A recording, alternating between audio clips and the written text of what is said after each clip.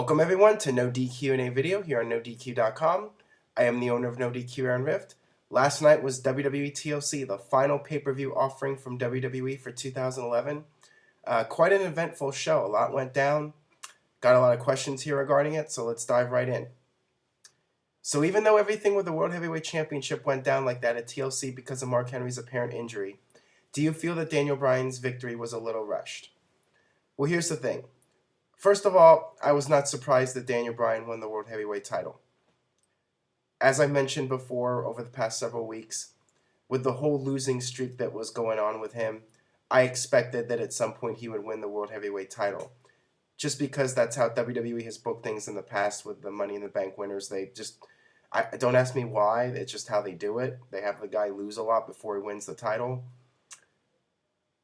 And I also was not surprised that he cashed it in before WrestleMania, because they did that storyline a few weeks ago where he attempted to cash it in, but then Teddy Long reversed the decision. And I was a little bit surprised that he won it at this particular pay-per-view, TLC.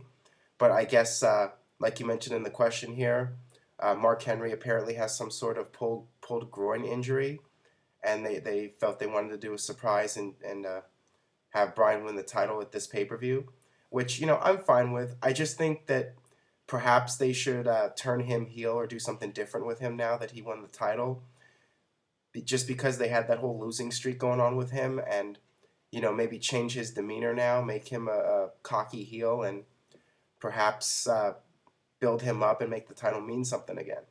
But we'll just have to wait and see what happens with that.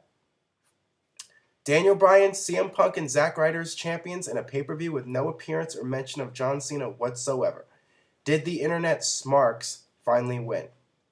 Well, I think it just goes to show you that WWE does listen to the fans. People complain about WWE all the time, but look at your champions. CM Punk, WWE champion. Daniel Bryan, World Heavyweight champion. Zack Ryder, US champion. Seems to me like WWE is trying to make people happy to the best of their abilities. And, I think it's cool that these guys are getting their shot. I mean, it's kind of interesting with Daniel Bryan because he really does go against tradition as to what the world champion should look like according to somebody like Vince McMahon. You even have someone like Batista going on Twitter, ranting about Bryan being champion. But you know what? The fans are really into him and they believe in him. So he's an underdog, just like Zack Ryder. So I'm glad these guys are getting their opportunity to shine.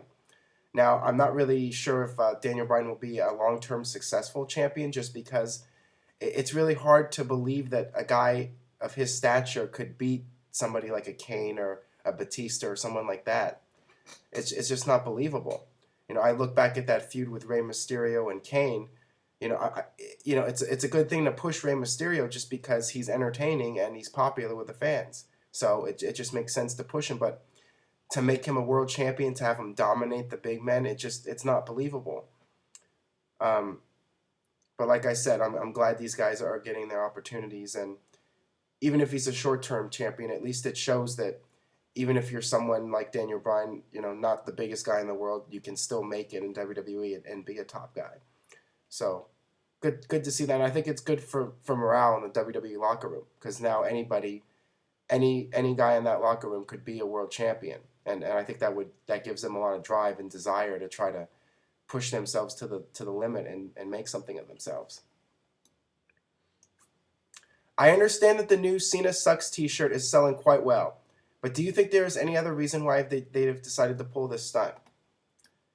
Bottom line is they're just trying to make money. They're just trying to capitalize on the Cena Sucks thing and the hardcore male fans being against him. And you know what? WWE knows that some of these fans, they complain about John Cena, but they still watch. So why not try to market to them? And I think it's going to work. I think that fans are going to buy into it, and the marks, so to speak, are going to buy his T-shirts, not really knowing that they're actually making John Cena richer and WWE richer. I think it's a brilliant stunt by WWE, and I think it's going to help them a lot in terms of merchandise sales. It is a little weird, considering that there's been the talk of him turning heel at some point, and I just think right now they're trying to make as much money as possible and trying to capitalize on the situation. Bottom line. Hey Aaron, what did you think of Triple H versus Kevin Nash at TLC? I for one was pleasantly surprised by the spots they did, and the ending was pretty sweet. Your thoughts? Well, I think they did the absolute best that they could considering Kevin Nash's limitations, and I think it was as good of a match as you could ask for with those two, especially at their ages and with Kevin Nash's health. And apparently, this could be it for Kevin Nash. Excuse me. He posted something on Twitter saying, "Thank you, Triple H, for I'm glad I went out in a match with you." So it seems to me like he's retiring from wrestling. That's what it definitely seems to suggest. But who knows? Nobody ever really retires from wrestling. But I think that would be a good way for Kevin Nash to go out. He had one big final match with Triple H, and they really gave it their best effort, and I think that's all one could ask for. Just the bottom line is Kevin Nash can't really go anymore. He just can't. So I think now is the time to just hang it up and call it a career. At least he got to come back and have one final run in WWE and be on TV again, and got to go out on a high note instead of ending it in like TNA or something. Kane was injured by Mark Henry on SmackDown, yet Kane seems to be returning on Raw. Has the brand split and also the draft been made completely irrelevant? Well, the fact of the matter is that the brand split hasn't really meant much in years. So it doesn't really bother me personally that Kane's on Raw. I know why he's on Raw, because Raw is considered the A show and Kane's coming back with the mask and it's a big deal and they just want him to be on Raw. And, I'm fine with it.